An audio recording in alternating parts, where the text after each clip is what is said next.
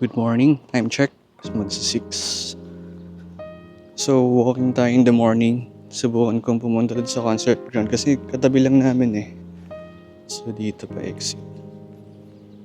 Sobrang likod lang namin ng yung pinag-stayan namin is sobrang walking distance. As in, yung likod ng concert ground, ayun yung mga condo. Mga ganito. Ayan. So, tingnan kong daanan yung concert ground para makita yung situation. Okay, and a little bit of exercise. Let's go. Ganda na umaga dito, ang tahimik pa. Sa Manila or Cavite, sobrang rush hour na kagad mga ganitong oras. Dito, konti pa lang ng mga dumadaan sa kalsada. Sobrang luwag. Ito.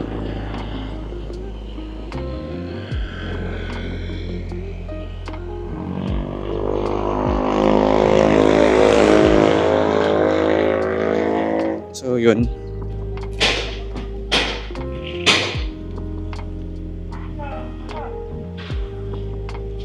Yun, dito yung entrance ng Platinum.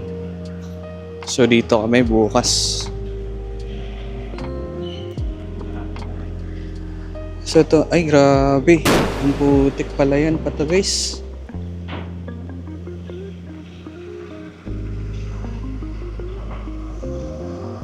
Wala pang ulan pero sobrang putik na. So, yun, medyo malaki yung stage. Kung nakikita nyo.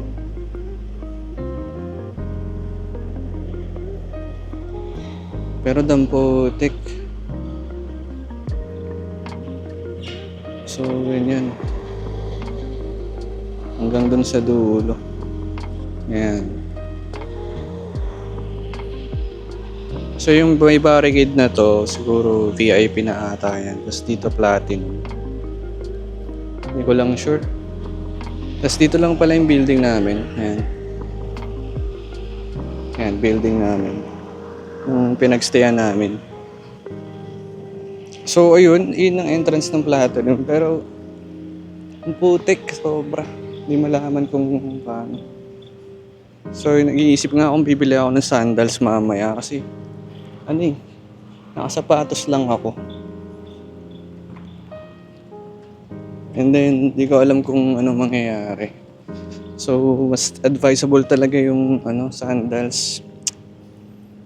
Maputik yung sa gilid, pero hindi ko lang alam kung kasama pa yun sa pwesto na paglalagyan or sa capacity ng Platinum or ng VIP. Pero malawak naman yung grounds. And tingnan ko kung makakuha pa ako ng ibang angle. So, let's go. Backstage.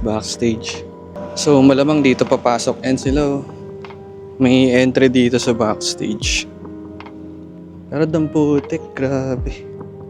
So, sana maging maganda yung panahon bukas, no? Yan, ito yung backstage.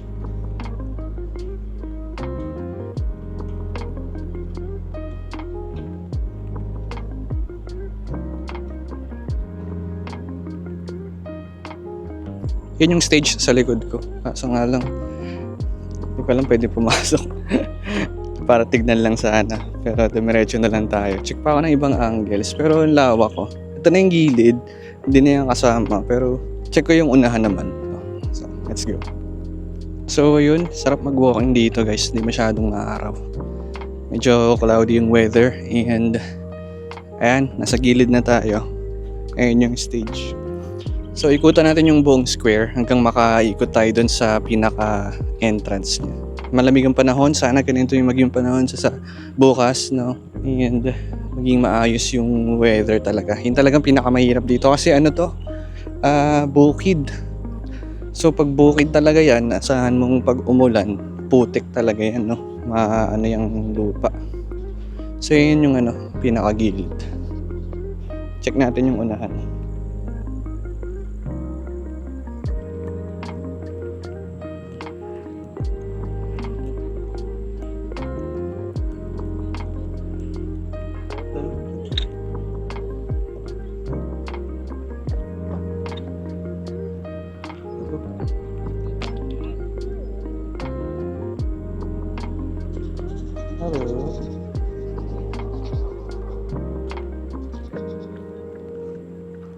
food. Wala akong food. Sumisikat na yung araw. Medyo pinagpapawisan na ako. Grabe ang layo, ang lawak ng field. Pero parang nasa gitna lang siya kasi may mga spaces pa sa gilid. At nasa gitna yung pinaka-concert. Ayan, medyo nasa harapan na tayo. Ito yata yung pinaka-entrance. So walk trip muna tayo kasi ako lang mag-isa ngayon. Yung mga kasama ko ay tulog pa. Alright. So soloist muna tayo ngayon. So ito na. Ito na yung pinaka-entrance nila. So yan. Yan, may mga barricade papunta dun. Dun sa pinaka-loob. So ito ang pinaka-entrance. Papunta sa pinaka-stage nila. So pag galing labas, ito na yung pinaka-rotonda. Andun na yung highway. So ang parking, di ko lang alam, siguro sa tabi-tabi. Kung may sasakyan kayo. Pero ayan yung lagay niya. So ayan, daming sponsors, Grab. Lawak ah. Malawak pala to. Buti na lang tayo, secure tayo ng platinum. Platinum na stage. Platinum yun na yun. Hindi na tatakbo yung utak ko, guys. So, medyo pinapagod na tayo. Dinadapuan na tayo ng pagod at okay na siguro yung naging walking natin. So, may mga dito, stalls.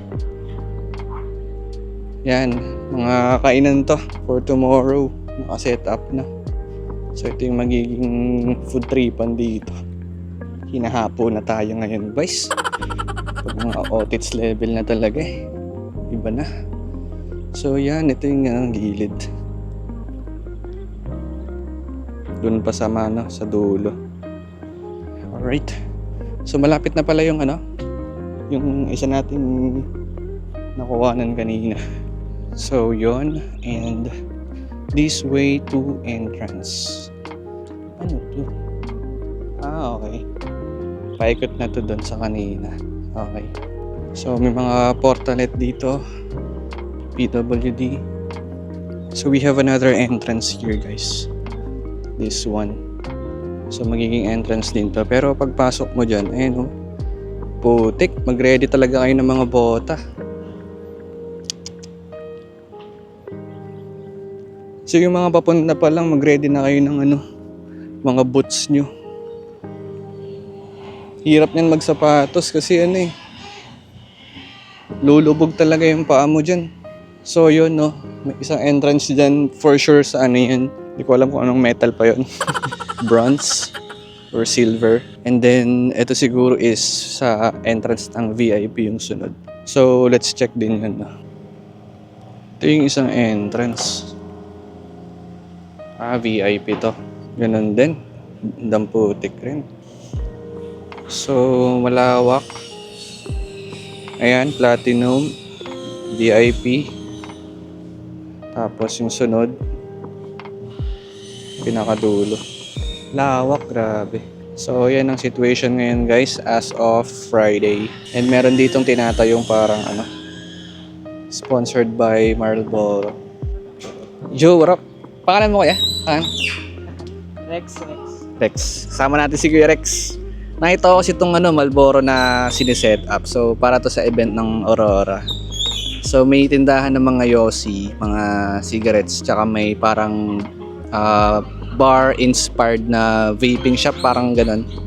Sabi ni Sir Rex na kasama natin. So akala ko taga dito si Kuya sa Cebu. Kaya ako pinatanong, and taga pala siya? Pasig. Tsaka or silang malapit sa amin. Dumayo pa pala sila rito and para i-set up tong Marlboro. Ayos ah.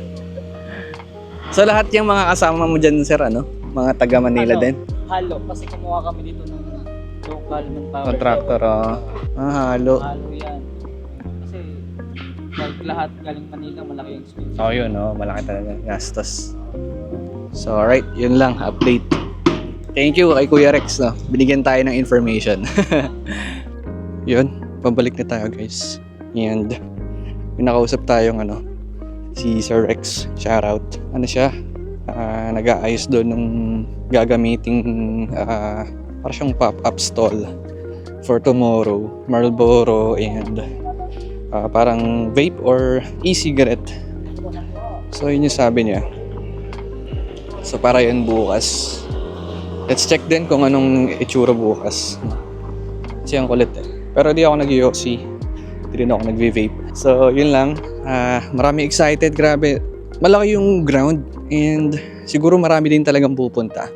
Ang pinaka main concern ko lang and concern din ng karamihan is yung putik. Kasi parang bagong bungkal pa lang eh. Pero tignan natin baka naman pinatag or pinatapak-tapakan na sa mga tauhan. Hindi ko alam kung anong magiging kalalabasan bukas ng Aurora Fest. First time lang din namin makapunta sa Aurora Festival, music festival. Matagal na namin binabalak pumunta sa Pampanga. Kaso laging hindi tutuloy. And kung kailan na kami pupunta, na taon na nasa Cebu pa. And of course, SB19 pupunta talaga kahit nasan yan. So yun talaga yung pinuntahan natin doon. And support na rin sa ibang mga artists, di ba? So let's see, yun lang. So yun, malapit-lapit na tayo. Pinatay ko muna saglit kasi may mga tao. May mga taong kumpulan. And niya ako. First time walang mag-vlog ng ganitong mag-isa. Tapos talking with the camera. Baka mapagkamalan ako may saltik. So, buti na lang refreshing yung condo dito, yung mga units and maganda sa paningin, puro greens. Ayan. At nakaka-relax. At masarap yung simoy ng hangin. So, malapit na tayo sa ating building. Wait lang, maraming tao. So yun, welcome back ulit. Pinalagpas ko lang yung mga tao guys. Dahil likas na mahihain si I'm Nick Gal. Kala mo talaga. So, pagod na talaga guys, walang cardio. Kailangan pa maglakad-lakad sa mga susunod. So yun na nga, hindi pa ako masyadong comfortable sa ganitong vlogging setup. But I am trying my best to document this journey para mabalikan din namin siya for our memories. And makita rin ng iba kung ano ba yung meron dito.